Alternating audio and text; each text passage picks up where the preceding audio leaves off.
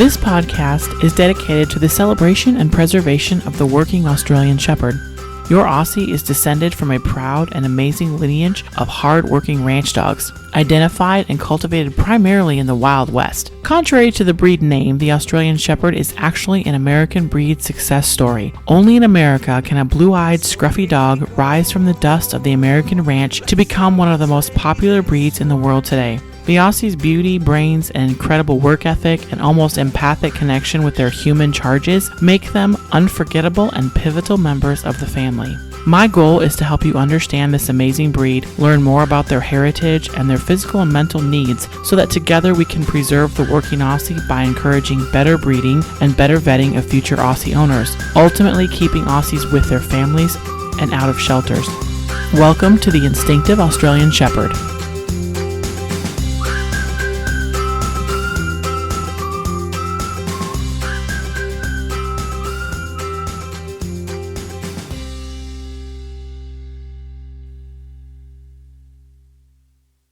Hey, Australian Shepherd Nation, this is Jackie Tinker. I'm very glad to have you back on another episode of the Instinctive Australian Shepherd.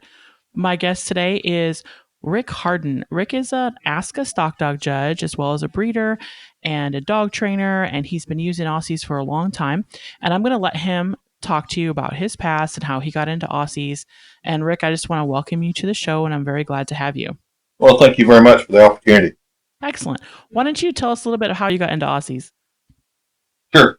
Well, early on, like a lot of folks, I had dogs, different Aussie crosses and different things. And later, as I started training and using dogs more often, I had some Border Collies, Kelpies. I worked with from Shelties to German Shepherds, so pretty broad experience from what I began with. But when I started at the University of Georgia as a beef cattle specialist in the north part of the state. I had a small herd of purebred cattle.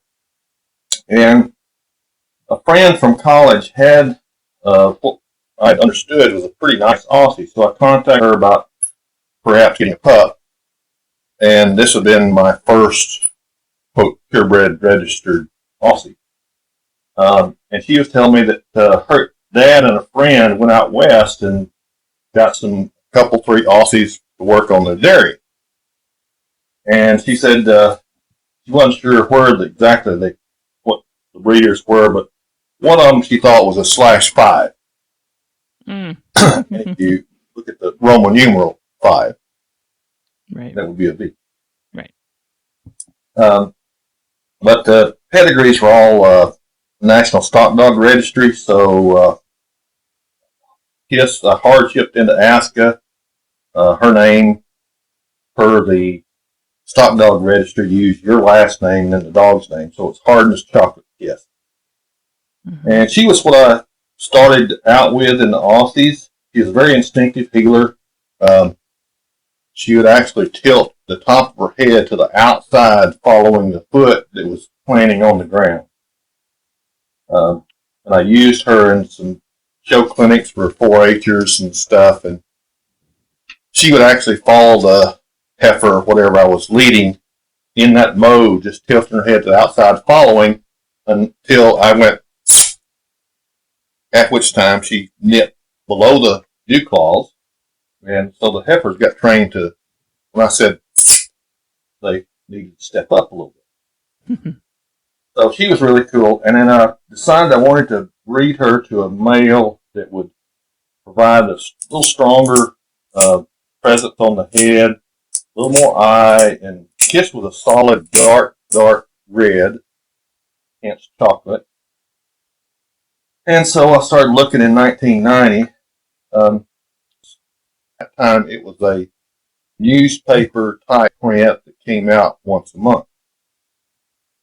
So I saw this ad for Judge Chickasaw Dan. Well, he was a Merle, appeared to work using quite a bit of eye, and got down to where he was located. He was 45 minutes from my hometown. So I contacted Joey and Angela, and convenient. That Thanksgiving went by to see him in person. Joey was telling me he started Dan when he was 8 years old on stock. because he had some cattlemen come to him and say, "I've had a dog from you, and it's the best cow dog I've ever had. I need to get another one." Joey thought, well, maybe I need to train him on that, see if how good he is. So at 9, Dan qualified for the finals, just a year into his training process. And at that time, I remember that dog. different than it is today, to get in the finals, it took 3 of your highest qualifying scores. That's quite a lot different than the trailer race it is today. So Right. in 91, Max was born. His name was Chickasaw, to reference Judge Chickasaw Dan, and power to the max. So his name was Chickasaw Power Max. I didn't have a kennel name. I didn't know that was important at that time. So then after I had Max and he was growing up, I made 2 huge mistakes. I went to a clinic and I went to my first trial and was a little successful. Uh-oh. The bug bites you and it's really tough from there to get out of it. But the first trial I went to in That's Texas, true. it is, right? Was it was 4th of July in Bryan, Texas. So warm, Ooh. to say the least. We ran ducks and sheep in the morning, took a break for most of the day, came back about, I think, 6 o'clock in the evening, turned the lights on, and ran big, like 1,000-pound yearling Brangus heifers that the Texas A&M supplied. Wow. A few pretty decent folks were there. Red Oliver was flipped. Larry Taft with his black dog, I think Bear is his name. Yep, that was Bear. Neil and Judy DeShazo. Neil had Sandman, Judy had Pink. Mm-hmm. Steve Wynn was there with Possum. And Terry Martin was there, of course. And I got to see Key and her brother Easy Goer for the first time. They and Max ran. There was about 5 bitches bred to Dan that year. And Kiss was like one of the elite. Marty Parrish bred the dog to him. Terry bred Possum to him. It was a sort of a who's who other than poor old hardship Kiss. Mm-hmm. And Bill Van Heck was the judge, and Wade Carter was judge. And after Neil convinced me that I had to enter ducks at least once to qualify for this most promising started, whatever that was. Okay, I'll try it once. And so we muddled through that. But at the end of the weekend, Max or Kiss was first or second, and they each had most promising started different days. That's sort of how the beginning was. I've got some other stuff about different dogs, but have any questions at this point?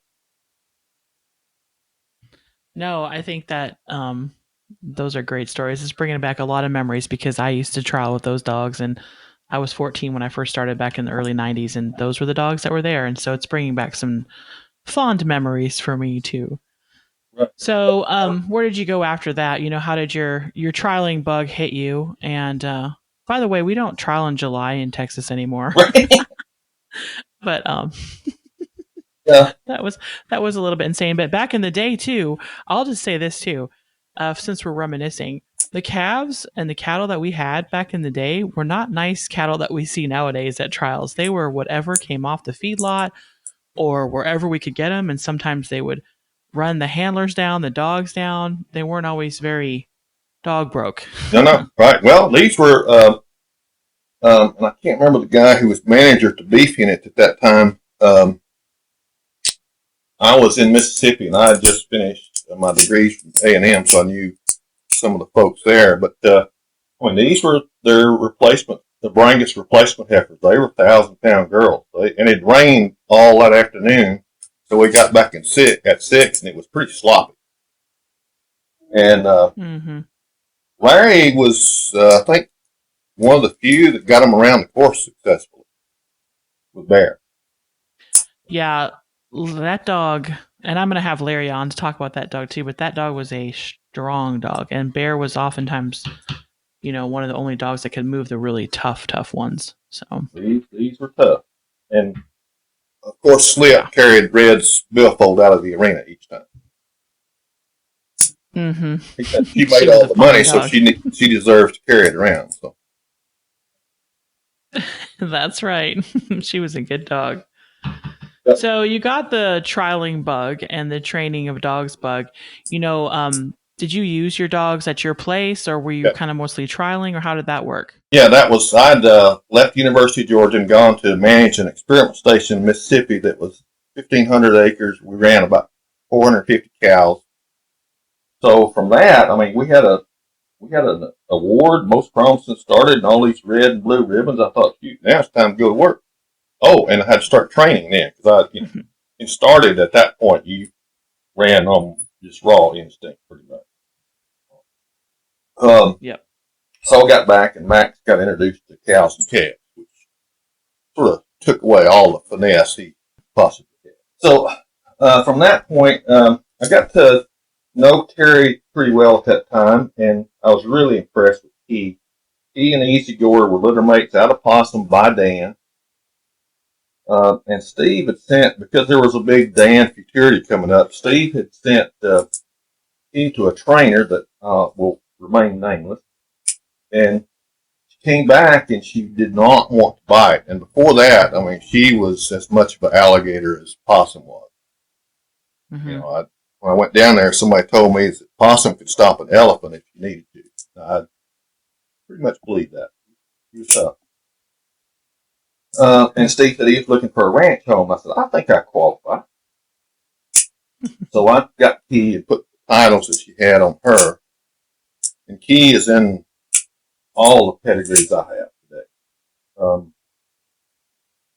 She had a son by a dude named Slash B Ramtuff. He was a litter mate to Solo's dam. Okay. And when I was in Mississippi, the go-to dogs I had were Max, Key, and I had a border collie named Rodney. I got him from a lady in Arkansas that he said she had to muzzle him to work him on her sheep. I said, he sounds like just my kind. Yep. And Rodney and Max, Max hated Rodney because all the Aussies thought Rodney was pretty cool. So I used that against Max a little bit, gathering a bigger group of cows. And Rodney did have some bite. He was not some of the softer sheep trial dogs you saw back then. So I would send Rodney first, and Max would go second to try to catch him. And Rodney would have things sort of eased up and using all that finesse, and Max would come in there behind him, and it's time to go. So that worked pretty good. And while we were in Mississippi, Terry leased Max to breed to Double R Pick of My Dreams, which produced Spike, Norman Andrews' dog. Okay. And Key, when I would use her, what was Key's registered name? /B Key to Success.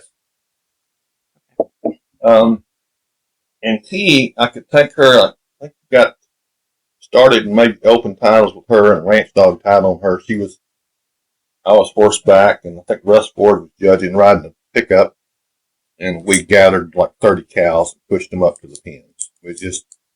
He came and did it. We were just doing part of the day's work there at the station. And Key, she would go along we'd ride horseback and gather cows, usually 2 or 3 of us horseback, and he would be with me, and if we got to a gate or a bridge, something that needed to cross, the cattle, would ball up and not want to go across. So we'd try to hold them horseback till we got a volunteer to lead. And if a single cow broke, I just called Key's name, and she went and stopped that cow and brought it back to the bunch.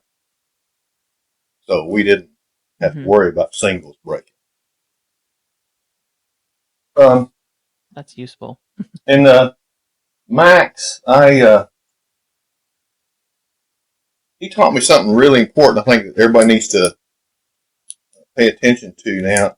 I pushed him to bite because that's pretty cool, right? And he was very much a thinking dog, as most all the Dans are. And he could read the stock way better than I could, of course. And the one that's closest to him may have not been the one that was the biggest threat of breaking.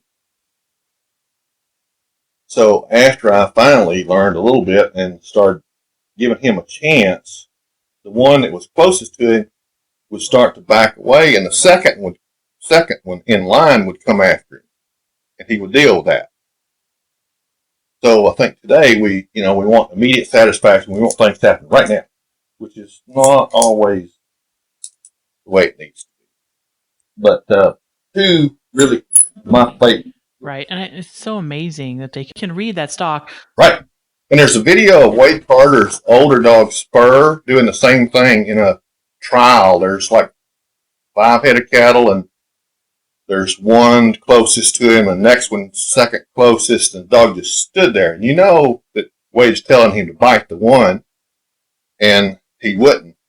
And then as soon as the one turned to the fence, the third one back broke to the middle. And the dog handled that. Spur took that one, put it back, recovered to the fence, grouped them back up, and took them down the fence. Mm-hmm. If we just have a little patience. Yeah. But two of the, I think, funniest stories about Max and me being a cool trainer. After that trial in Texas, I had to train to get into open, because then we had to do that center thing, right? So I put a Y chute out in the middle, because that's mostly what we ran back then. And I had 5 sheep, and this was like in a lot there at the experiment station, and it was probably an acre and a half.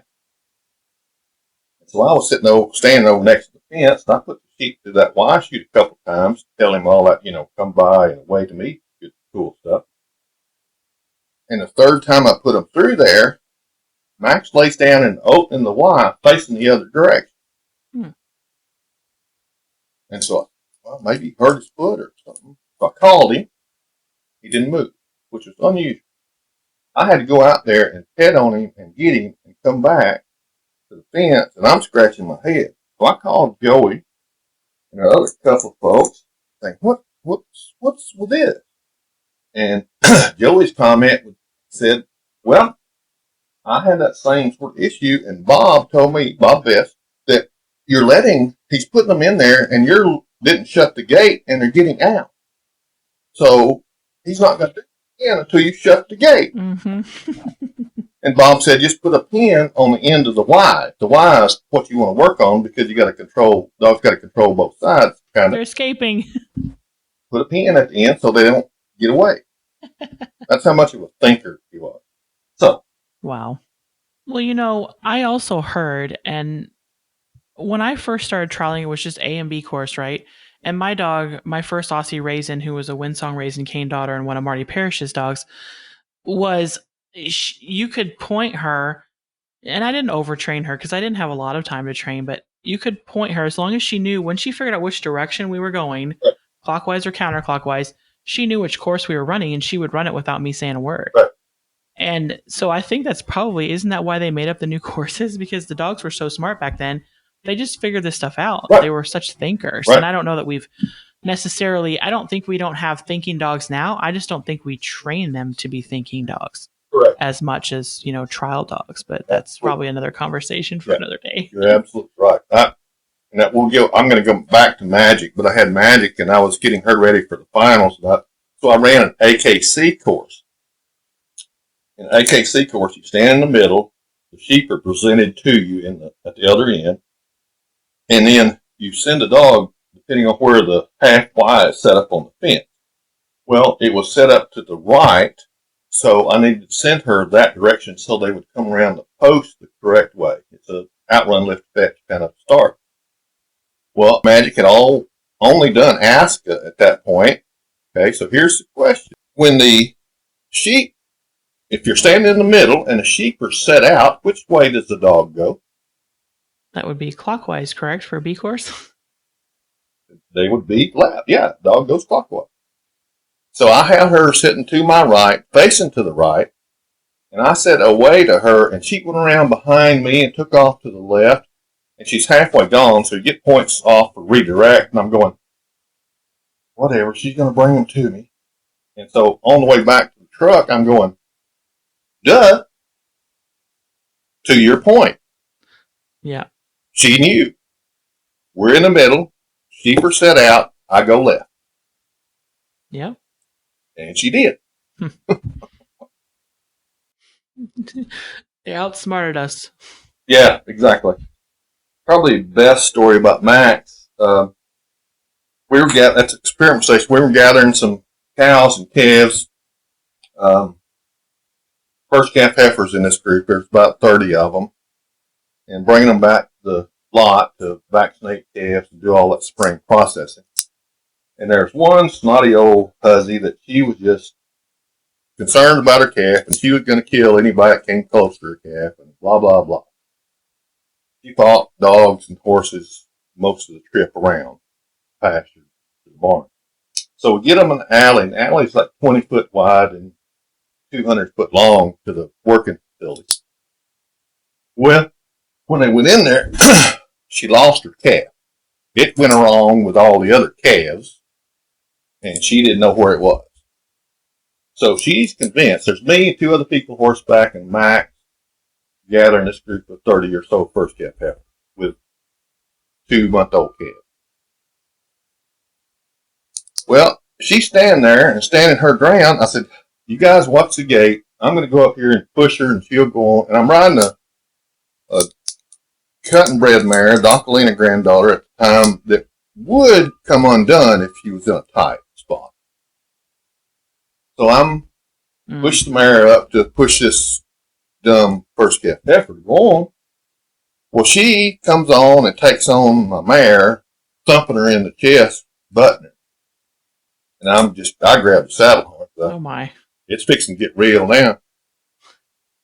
And I heard this growling and ruckus, and then see Max heel her as she goes back to the herd. I turned around to Mickey and I said, what happened?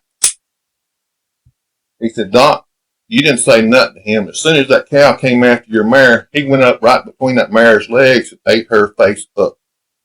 Get her off you. Wow. That's an Aussie for you.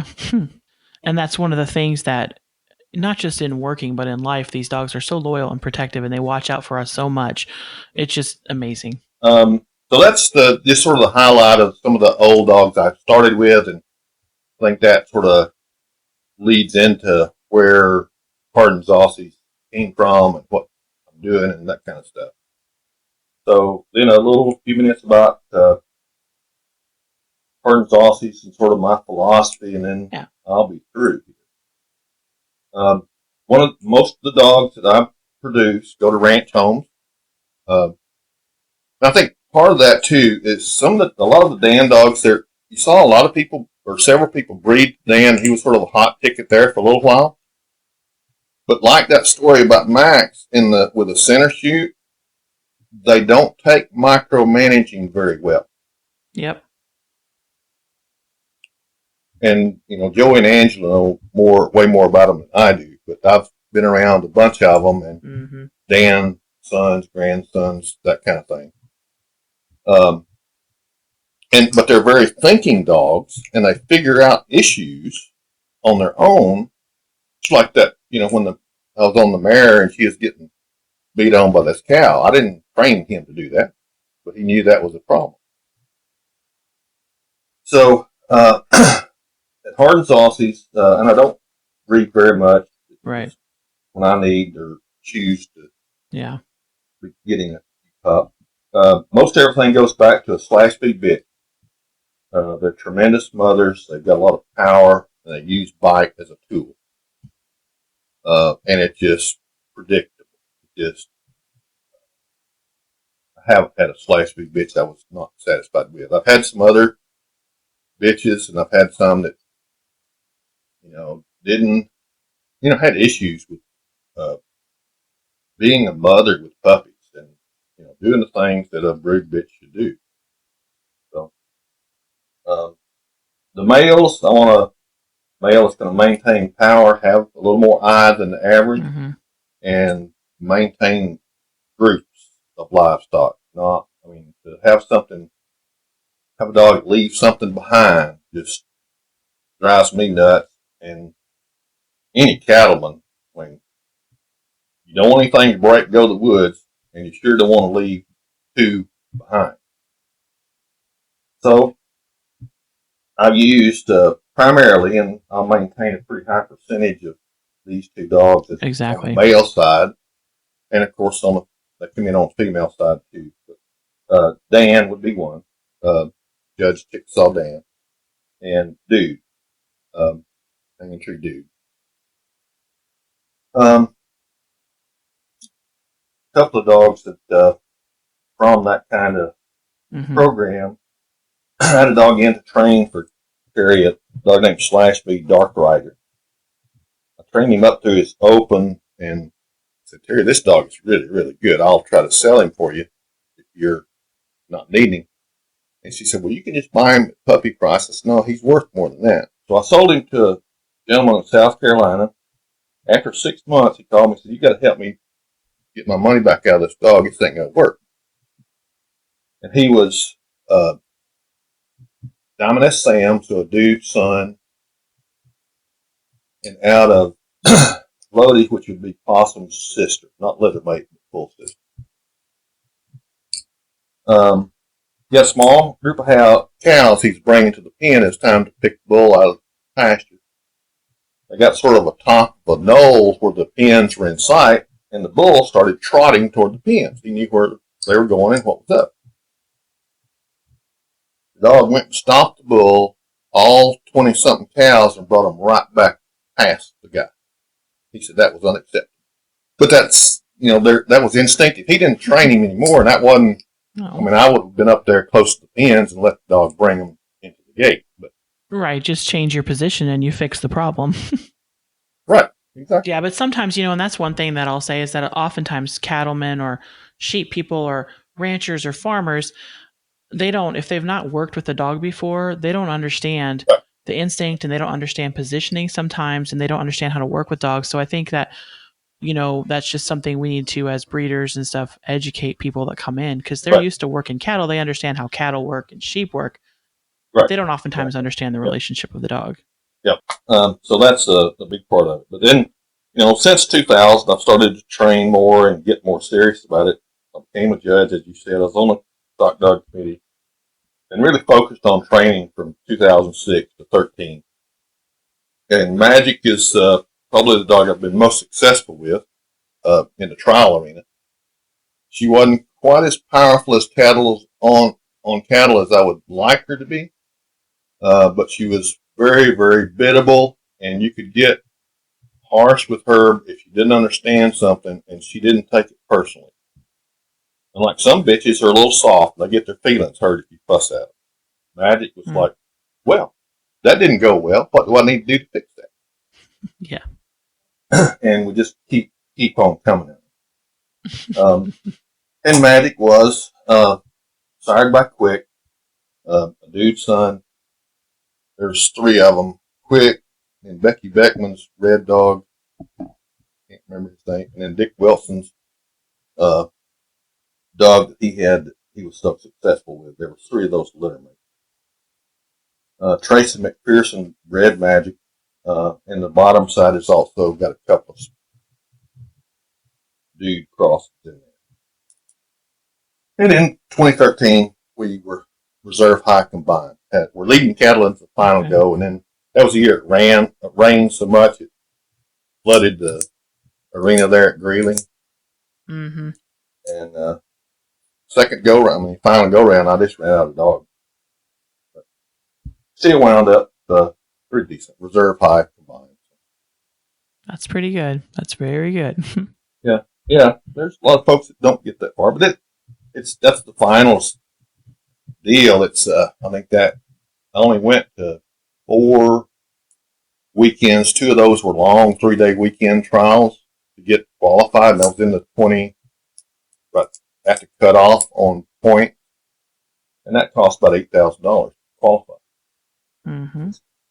Nice dog. Well, a couple things that are, one, the sort of my mantra is you can't push a rope. Yep. Meaning that if a dog doesn't want to or doesn't have the desire, you can't make it. But if a dog has got too much bite or got too much this, you can put a rope on the dog and teach the dog some patience and, caution into going in there without being stupid about it.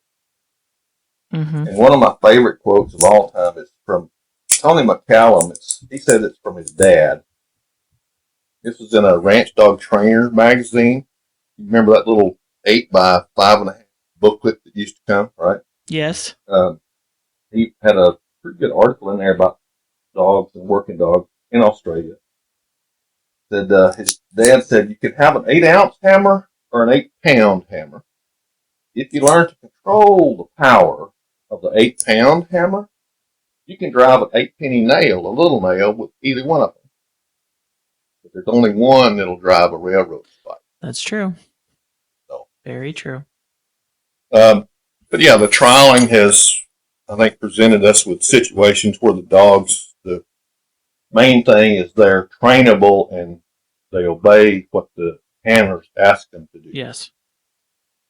If a dog controls something that they think is getting away, hence like the Y shoot, mm-hmm. blah, blah, then we scold them for that. And they're like, well, do it yourself then. I mean, that kind of dog doesn't go very far in trialing. Right. And I think also as trainers, we need to learn how to use the best things about an Aussie to their best advantage too. Right. Allow them to think as much as we can and not take away that thinking part. And then it is a tricky balance when you're trialing because it's so different than working at home and stuff where you kind of just, when I'm working the pens or vaccinating or doing things like that with my sheep, my dog knows what to do. I don't have to say anything to her and she does it her way but she gets it done. But if we're in a trial and we need to go by way two, it takes a little tuning up before we go to a trial. A lot of tuning up. Sure. Right. Exactly. Right. Yep. So we had talked on the phone the other day, and I wanted to ask you to talk a little bit about this too, because the statistics or that number of ranchers who use dogs, you had found some. Talk to us a little bit about that. Yeah, it was a December, I think it may be 2016, Progressive Cattleman magazine. Not Progressive Farmer, but Progressive Cattleman magazine. And I was flipping through the magazine at my niece's house, and they were asking the usual university survey kind of questions. Do you use implants? Do you use fly tags? Blah, blah, blah, blah, blah. And then I flipped the page, and I did a photo of the two pieces of it, but my hard drive crashed on me 3 years ago, and so I haven't been able to recover that photo. But it was, do you use a working dog on your cattle operation? And most everybody I've asked that question to gave the same response. And people in the cattle business in a serious way in the Southeast, and like I said, the same thing your response was, 10 to 15%. Right. Well, the line of this magazine article was the majority of people don't use working dogs on their cattle operation. Majority being 54%. 46% did. Wow. And this was like 1,000 some odd people. It wasn't, 100 people surveyed. It was over 1,000, 11 or anyway. It was over 1,000 people. So not a huge sample set, but not something to be ignored either. And when I was in Nebraska, you see a lot of Aussies in trucks, on ranches, going down speed. They're being used. They're not especially registered dogs. I placed 2 with some good friends that manage a place north of Broken Bow, Nebraska. And they've said those dogs are just irreplaceable. They get them out of binds. One dog is a brother to the West dog I have here, and his chore as an 8-month-old puppy, they're feeding cubes to cows. They got sacks of cubes on a flatbed truck. You pull out in a pasture full of cows, what's going to happen? They're coming for dinner. Right? Right. And so this pup said, no, this is my truck. You stay away from it. So the wife would put the pup back there, and when she was going to cube cows, and pup rode on the back, and the cubes were not harmed. Wow. So yeah, maybe if that was a larger sample set, a larger survey, the number would not be that big. In the Southeast, there's that 15% is probably pretty close to right. But in the Southeast, this is just fact. The average cow herd size is about 12 to 20, depending on which state you're looking at. So the cows are not a significant economic part of the program. In Nebraska, the average cow herd size is 100 plus. Mm-hmm. So it is a pretty substantial economic investment and revenue. Right. Source. Out of 1,000, that's 460 people who are using dogs. Yeah. And they're not all going to be Aussies. You're going to have your border collies and stuff, but. Right. Yeah, it didn't say what breed. Right. So there is a significant market for a good working dog, or a significant, still useful. They're still being used as good tools. And I still think that, like you were saying, in the Southeast, the average size is 10. I don't think it matters to me after using my dogs on 10 cows or 100 cows or whatever it is. They're still useful, because it doesn't matter if you have 100 or 10, you have to worm and work and vaccinate and load in trailers. You still need help, and a feed bucket is not going to do it. And even these sheep, hobby sheep farmers and stuff who maybe have 20 or 30 sheep, or even smaller, 10 sheep. Right. There's a point in time when that feed bucket is not going to get them down the chute or whatever, when they don't want to be vaccinated, or in a trailer when they don't want to go in a trailer. So it's just like we need to keep promoting the fact that these dogs can be useful even on small places or large places. Right. And, that's when I do a clinic, or I've done a field day down here in North Carolina, the number one thing that a farmer is going to say is, I train mine to a bucket or a bag. Mm-hmm. That's questions coming. Oh, yeah. And I said, I understand that. And let me ask you this question. Let's say you don't have to tell me how many cows you got, because you don't ask cattlemen that question. Right. Let's say, for example, you've got 30 cows at your place, and you're needing to get them up because the vet's coming, or you want to sell some calves. It's time for Christmas, and you got to buy Mama a present. Do you have 2 or 3 cows that'll stand off over there and not come in with the rest of them? And then you see him looking down at the ground and kicking the dirt, and you're starting to grin. Because, everybody. I don't care how many you got. If you got 5 or 50, you're going to have 1 or 2 of those cows that are like, something's not right about that feed bucket today. And if you have a dog with you, that issue goes away. Exactly. Even if you have, the other night it happened at my place. It's been raining and cold, and I had brand new lambs. And my mentor, Dana McKenzie, always said sheep can be cold or they can be wet, but they can't be cold and wet. It's not good for them. So it was cold and it was wet. They don't like both. And these are my training sheep. They're dog broke. They're people broke. They know. I put them in the shed. They did not want to go in the shed. Right. It was cold. It was wet. It was dark.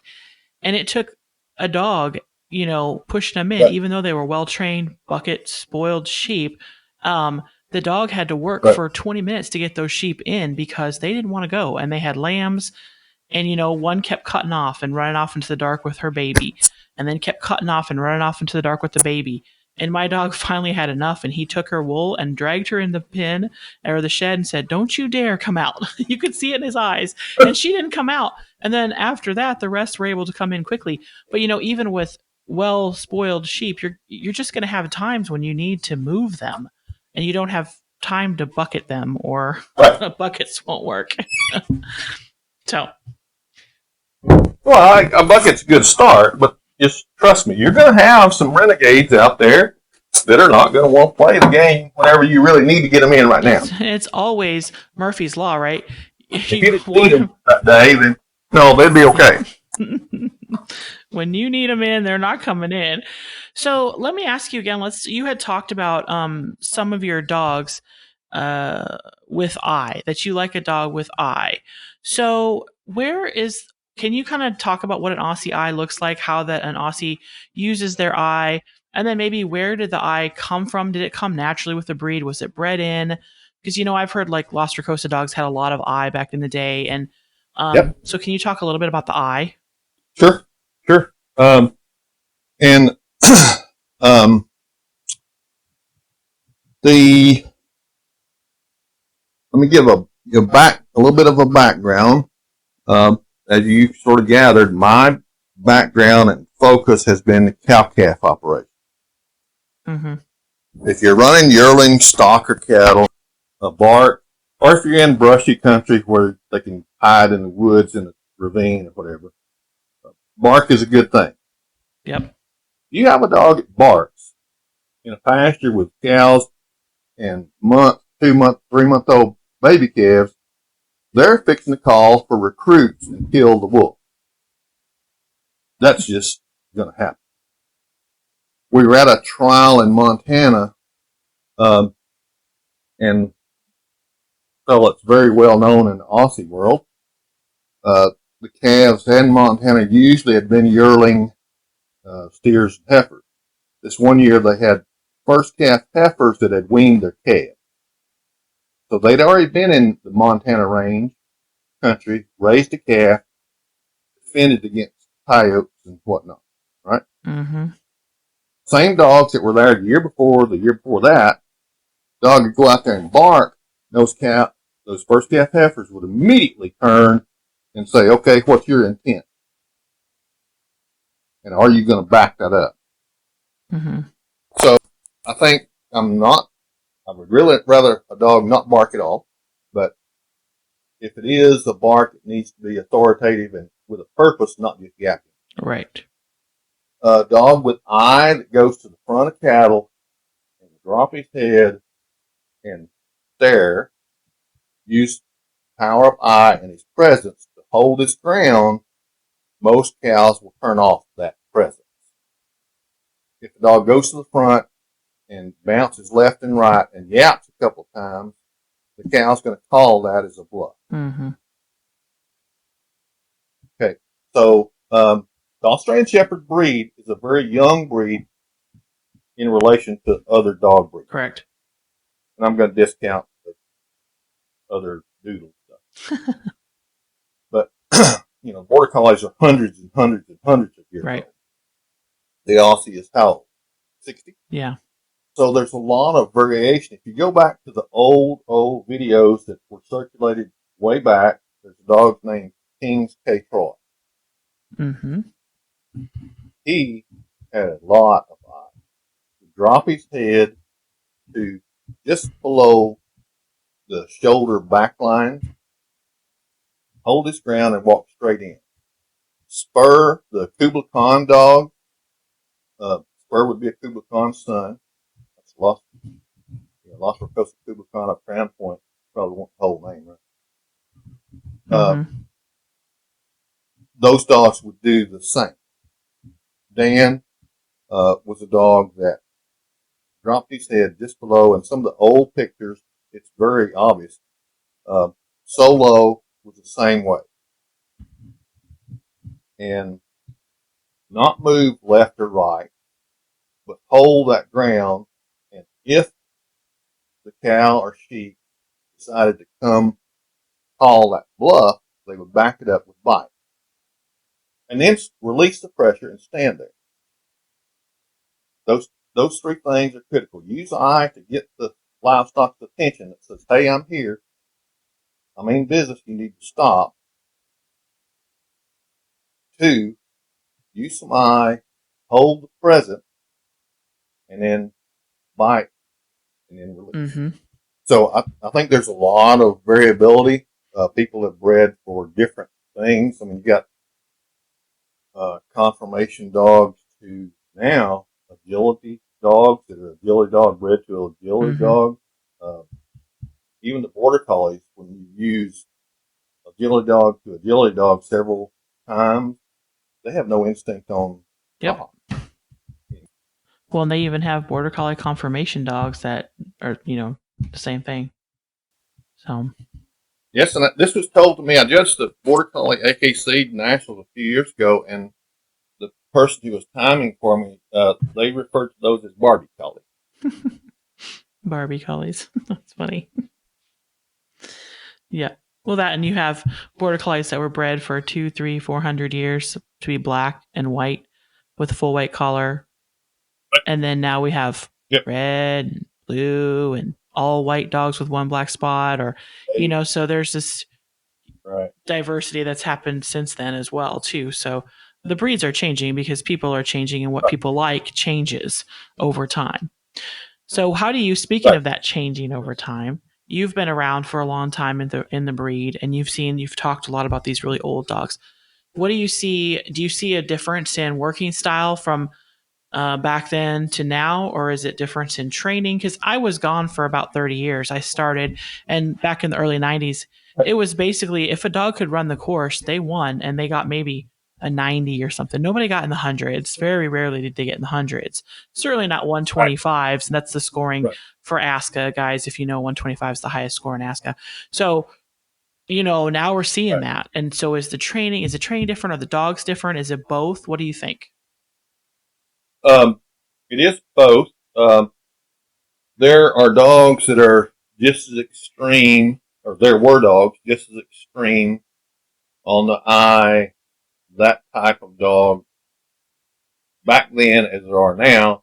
There are just more of them now because they've been successful. The training is way better.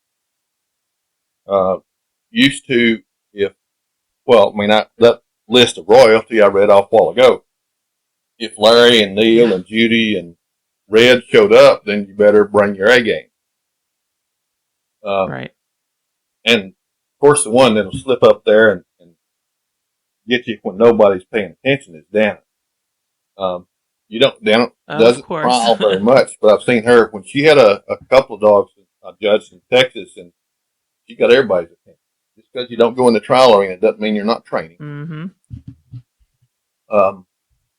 That's right. So the training has improved tremendously. As you referred to earlier, the trained stock, because they go through so many trials, they get pattern broke, and they know where to go. Mm-hmm. And used to, I went to a trial in Arkansas, and Larry was judging, and all the calves still had little oval circles on their back. So they just came from the sale barn. Mm-hmm. And if you got 3 Herefords, you're in luck because they probably came from the same place. Right? Right. Yep. But now it's lot training. There's people who have selected for the trialing dog. There's some kennels that a person could name that I won't, but there's kennels that have selected for that kind of dog. And those dogs, when it really gets down to the tough work, they cut bait, they leave. They're not going to hang in there. But they're successful in the trial. All right. Well, I really appreciate you coming on this episode of The Instinctive Aussie, and I really appreciate all these great stories, and I know everyone's going to love the stories. We get asked, when I ask people what they want to hear, they always say they want to hear stories about the old dog. So I really appreciate you sharing that. And I'm going to have you on again, and we're going to talk about some other really cool things that we have planned. So thank you for coming on the show today, Rick. Hey, where can people find you? Are you on Facebook? Do you have a website? I am on Facebook. I don't have a website. I just haven't kept it going. On Facebook, it's not Rick on Facebook though, is it? It's Dan R. Yeah, no, when I had Rick Hardin, there were so many people friended me, and then I got to be people I really didn't know, and then it got too big, and people I really didn't need to be friends with. So rather than go down and do a mass unfollow or delete, I just change the name. All right. Well, hopefully we won't make you too popular again from this episode. But yeah, Rick is a pedigree nerd. We call him a pedigree nerd, I think. I think a lot of us are secret closet pedigree nerds. But Rick has a lot of information. He has a great memory about these dogs. So, he may be somebody that you can reach out to if you have a question about some dogs that you would like to know more about. So, all right. Well, thank you very much. And guys, just share this episode. Let everybody know where you are. Rate it. And I will see you down the road. Hey, and that's the show today. Thanks for joining me. I hope you really enjoyed it and got to learn something about this amazing breed, the Australian Shepherd. Join us on Facebook. We have a private group called the Instinctive Australian Shepherd. Join the group and join the conversation there. You can also find us online at theinstinctiveaussie.com. That's where you'll find all the show notes, the links to anything we talked about this show, and all of our past episodes. Subscribe to this podcast on iTunes, Spotify, or wherever else you find your favorite podcasts, and that way you'll be the first ones to know as soon as an episode is uploaded. All right, everyone, I'll see you down the road.